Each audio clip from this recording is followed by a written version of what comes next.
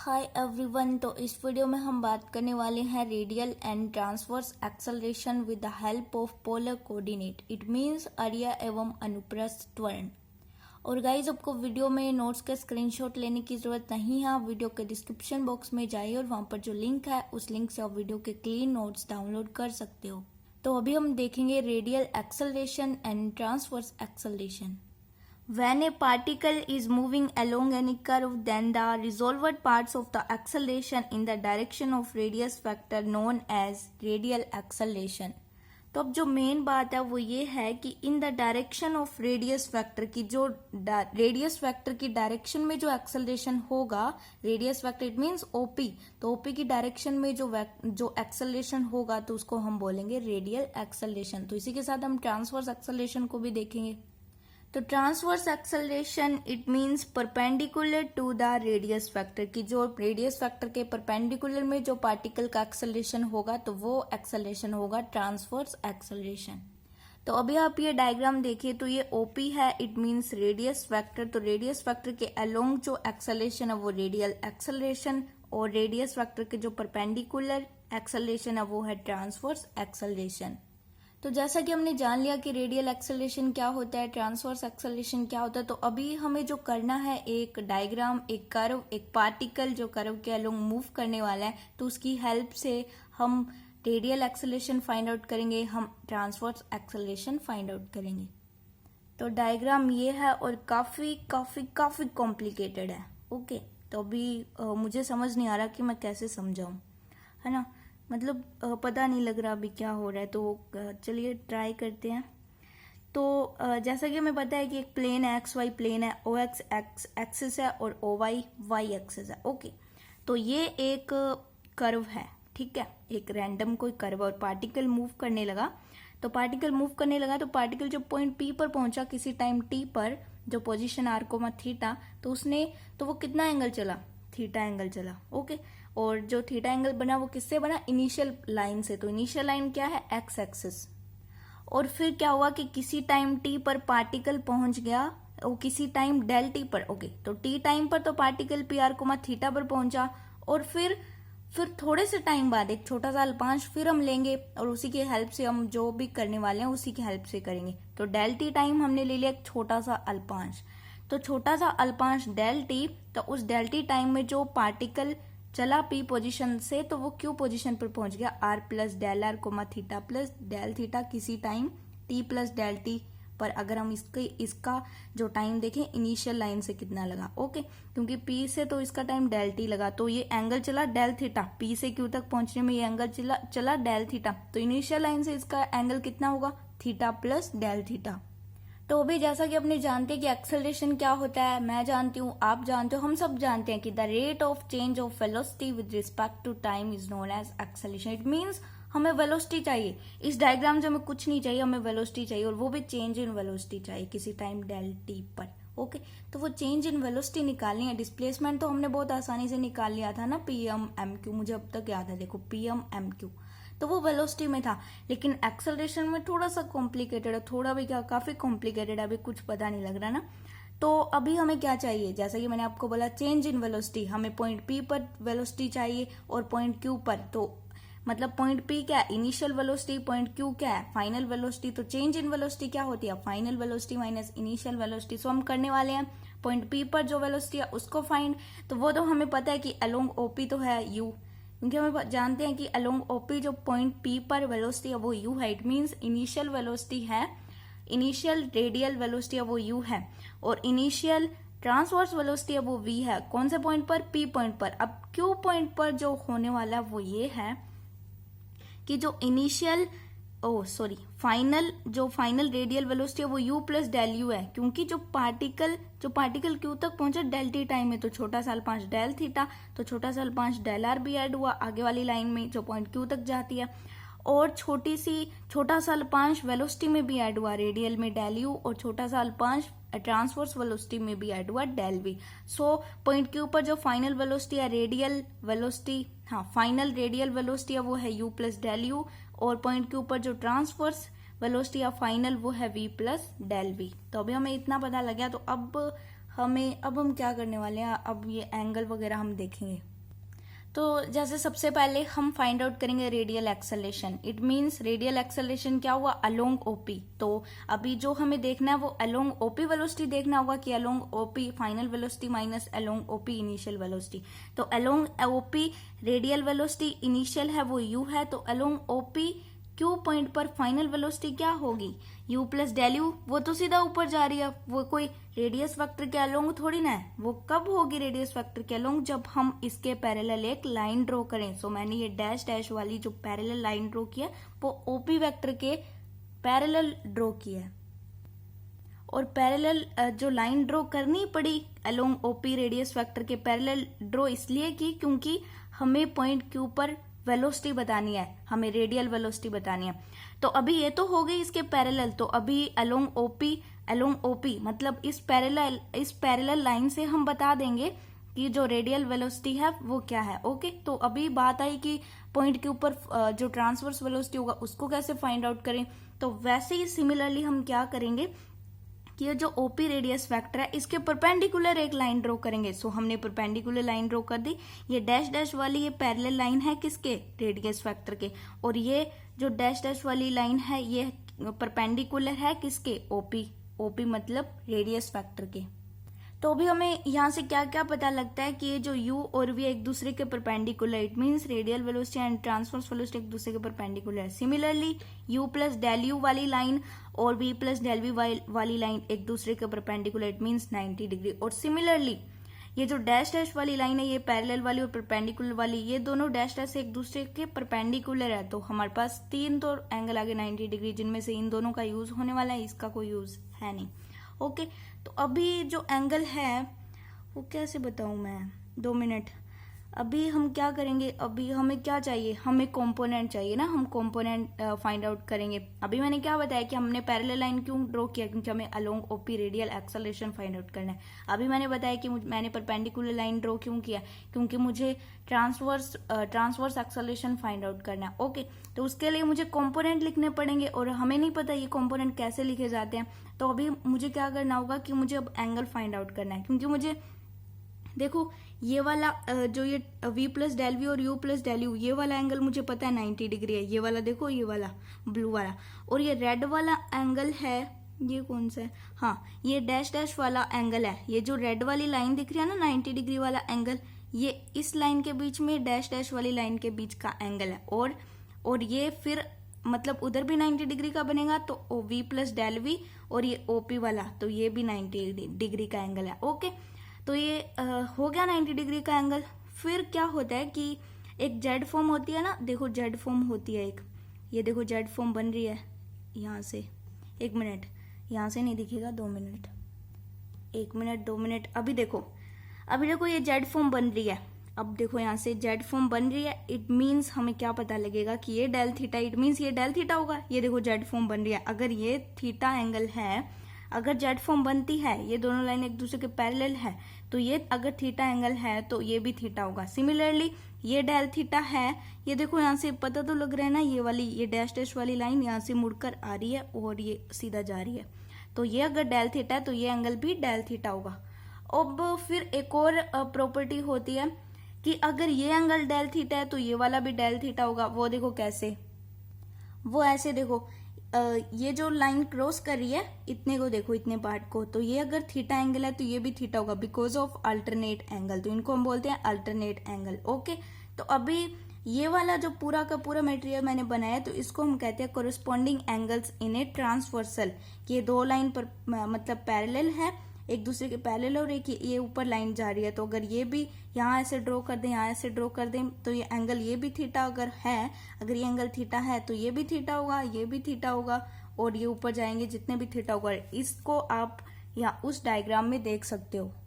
देखो यहाँ से आपको दिख जाएगा, ये एक लाइन जा रही है, ये वाली ओ क्यू वाली लाइन, देखो ओ क्यू वाली, गाइस ओ क्यू वाली लाइन अभी आपको देखनी है। ओके, सबको भूलकर ओ क्यू वाली लाइन को देखो, और फिर देखो ओपी वाली लाइन, फिर देखो ये वाली लाइन, तो ये देखो ये ओ क्यू वाली लाइन है, तो इसके यहाँ से जा रहा है मतलब ये डेल थीटा एंगल है, फिर वो ऊपर से जा रहा है मतलब ये डेल थीटा एंगल है। अगर वैसे नहीं समझ आता है तो फिर ये अल्टरनेट एंगल वाला ऑप्शन है आपके पास कि अगर ये डेल थीटा एंगल है तो ये भी डेल थीटा होगा।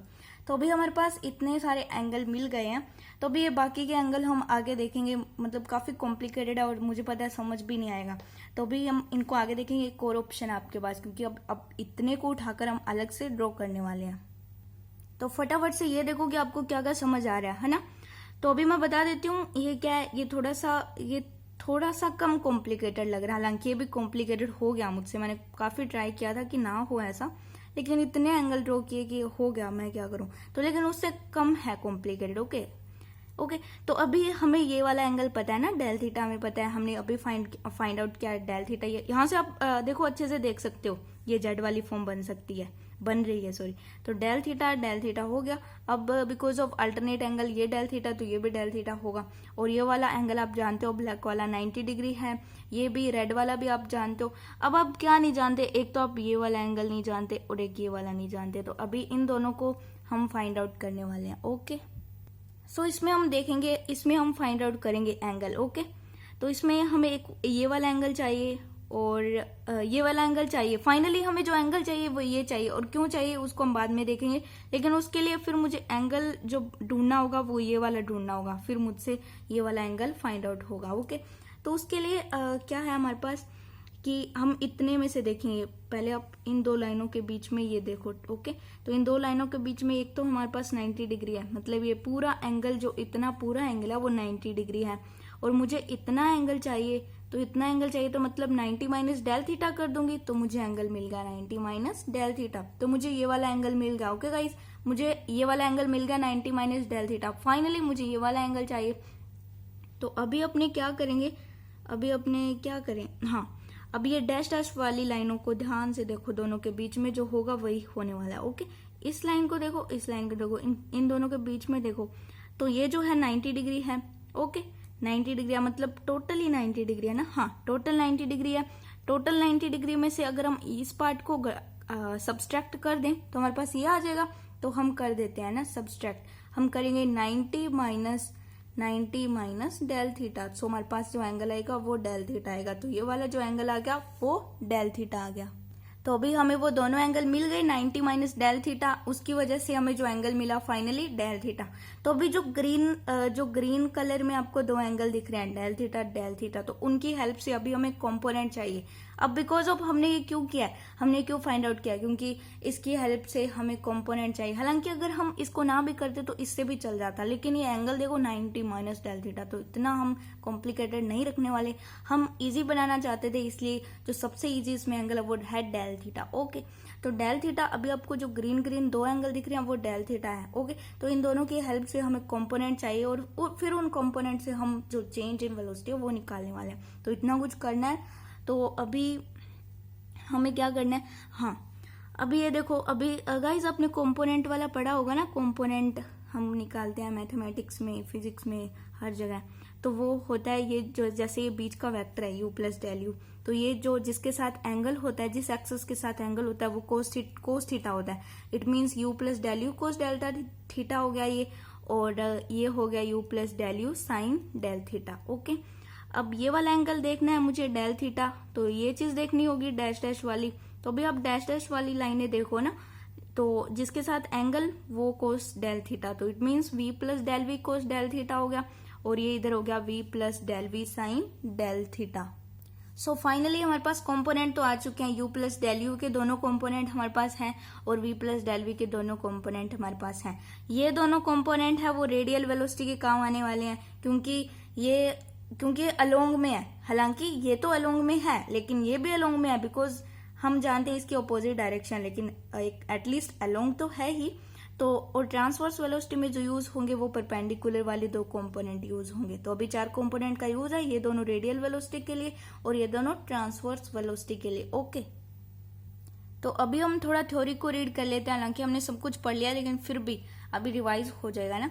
Late u and v be the radial and transverse velocity of the particle at P R comma theta at time t। किसी टाइम t पर पी आर कोमा थीटा जो position है, जो रेडियल वेलोसिटी है वो u है और जो ट्रांसवर्स वेलोसिटी है वो v है। ये हमने लेट कर लिया किसी टाइम t पर। ओके अब जो है वो after an interval del T, कि डेल टी टाइम के बाद ऐसा क्या हो रहा है, ऐसा क्या हो जाएगा, है ना। The particle reaches the neighbouring point, अपने जो पड़ोस वाला पॉइंट है वो क्यू है तो वहां पहुंच जाएगा, तो वो है R plus del R theta plus del theta. अब उसके बाद let these two components of velocity change to U plus del U and U V plus del we. ये बात भी हम जानते हैं कि जब आफ्टर टाइम डेल टी के बाद जो वेलोसिटी चेंज होने वाली है रेडियल वेलोसिटी वो है यू प्लस डेल यू में, और ट्रांसवर्स वेलोसिटी है वो है वी प्लस डेल वी में। ओके तो अभी हम देखने वाले हैं रेडियल एक्सेलरेशन। सो फाइनली हम फाइंड आउट करने चले हैं radial acceleration at point P पर। अब पी पर ही क्यों, ये बात आपको पता होनी चाहिए क्योंकि हम लिमिट अप्लाई करेंगे, और लिमिट क्या कहती है, del T tends to zero, कि डेल टी खुद अप्रोचेस है जीरो की ओर जा रहा है। इट मीन्स टाइम कैन कम हो रहा है, क्यू पॉइंट पी की तरफ आ रहा है। सो जो होने वाला है वो पी पर ही होने वाला है। और बात भी यही हुई है ना कि रेडियस वेक्टर, और रेडियस वेक्टर कहाँ खत्म होता है, पॉइंट पी पर ही। तो ओपी तो है रेडियस वेक्टर, जो पॉइंट पी है तो वहीं हम सब कुछ निकालेंगे। तो अभी हम निकालने वाले हैं radial acceleration. Now, limit del t tends to zero, change in velocity along OP in del t. Okay, change in velocity upon del t हो गया जो एक्सेलरेशन होता है along OP देखना है क्योंकि रेडियल एक्सेलरेशन हम निकाल रहे हैं किसी टाइम del t पर। अब चेंज इन वेलोसिटी क्या है, final velocity minus initial velocity. Q वाली वेलोसिटी वो फाइनल वेलोसिटी, P वाली वेलोसिटी वो इनिशियल वेलोसिटी। तो अभी हमें फाइनल वेलोसिटी देखना है क्योंकि हम जानते हैं इनिशियल वेलोसिटी तो है u। फाइनल वेलोसिटी पॉइंट के ऊपर क्या होगी, रेडियल एक्सेलरेशन के लिए ये होगी u plus del U cos del theta, एक तो क्योंकि अलोंग ओपी होगा ना, ये इसको अलोंग ओपी लेंगे, और एक ये होगी। अब क्योंकि हमने फिजिक्स में भी पढ़ा है कि जो दो कंपोनेंट अगर अपोजिट डायरेक्शन में है तो वो कैंसल आउट हो जाते हैं। मतलब जो कैंसल आउट का मतलब है कि वो अगर सेम हो तो वो कैंसल आउट हो ही जाएंगे, जीरो आ जाएगा, लेकिन ये सेम तो है नहीं तो ये माइनस हो जाएंगे। इट मीन्स जो कंपोनेंट है, दो कंपोनेंट अगर वो दोनों एक दूसरे के अपोजिट डायरेक्शन में हो तो वो सब्सट्रैक्ट होंगे। तो हमें ये वाली डायरेक्शन रखनी है, ओपी की डायरेक्शन ये है, तो हम क्या करेंगे, u plus del U cos del theta minus v plus del V sine del theta. I hope आपको ये बात समझ आनी चाहिए, और समझ आनी ही चाहिए क्योंकि ये बात बहुत कंफ्यूजन क्रिएट करती है। भाई हमने ये क्यों लिया है, तो हमने इसीलिए लिया है बिकॉज ऑफ अपोजिट डायरेक्शन। और क्यों हमने इसको पॉजिटिव रखा है, क्योंकि हमें इस वे में अलोंग ओपी में रेडियल एक्सेलरेशन चाहिए। तो बस फिर वही लिख दिया, एट पॉइंट क्यू पर वेलोसिटी अलोंग ओपी हो गया u plus del U cos del theta minus v plus del V sine del theta, और माइनस इनिशियल वेलोसिटी u। ओके अब हम सब लोग जानते हैं कोस डेल थीटा का series expansion, sine del theta का सीरीज एक्सपेंशन। अगर किसी को नहीं पता तो अभी मैं दिखा देती हूँ। So this is the series expansion of cos del theta sine del theta. तो इन दोनों की वैल्यू हम पुट करने वाले हैं अभी। तो पुट हो गई वैल्यू, देखो u प्लस डेल यू, ये कोस डेल थीटा की वैल्यू पुट होगी, minus v plus del we, ये साइन डेल थीटा की वैल्यू पुट होगी, minus u upon del T.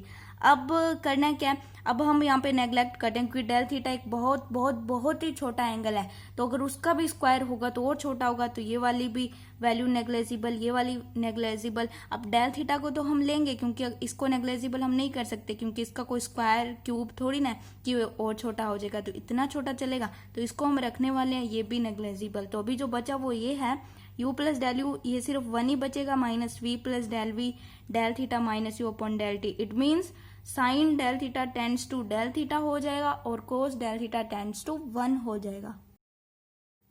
Limit del T tends to 0, u plus del u minus v del theta minus del v dot del theta minus u upon del t. उसको solve करने पर हमारे पास इतना बना।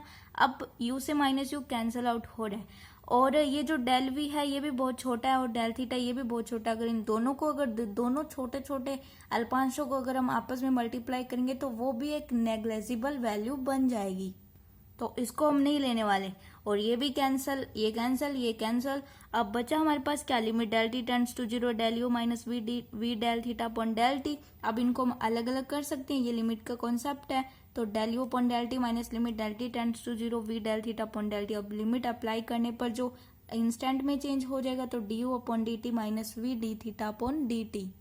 तो अभी हम u और v की वैल्यू जानते हैं। Radial velocity D r upon d T होती है, transverse velocity are d theta upon d T होता है। क्योंकि एक तो ये चीज बन गया हमारे पास रेडियल एक्सेलरेशन, और हम इसको थोड़ा सा मॉडिफाई करके कुछ और टाइप से भी हम लिख सकते हैं। वो ये है कि हमने u की वैल्यू पुट कर दी, हमने v की वैल्यू पुट कर दी। अब ये क्या हो जाएगा, d square r upon d t square minus ये हो जाएगा r, और ये d theta upon d t का होल स्क्वायर, तो ये क्या हो गया r double dot minus r theta dot का स्क्वायर। तो ये दो फॉर्म बनती है radial acceleration d square r upon d t square minus r d theta upon d t की होल स्क्वायर को हम लिख सकते हैं are double dot minus r theta dot square, जिसको मैं नेम देती हूँ क्वेश्चन नंबर 1। सो फाइनली हमारे पास रेडियल एक्सेलरेशन आ चुका है, हमने फाइंड आउट कर लिया। सो अभी हम बात करने वाले हैं transverse acceleration. Transverse acceleration at point P पर, ओके। तो वो था change in velocity along O P, अब ये हो जाएगा change in velocity at point P perpendicular to O P in del T upon del T, okay. Del T time में change in velocity perpendicular upon में डेल टी टाइम। तो अभी फिर से वही झंझट, limit del T tends to 0 final velocity minus initial velocity, ये वाली फाइनल वेलोसिटी होगी पॉइंट क्यू पर velocity perpendicular to OP minus point P पर वेलोसिटी परपेंडिकुलर टू ओपी।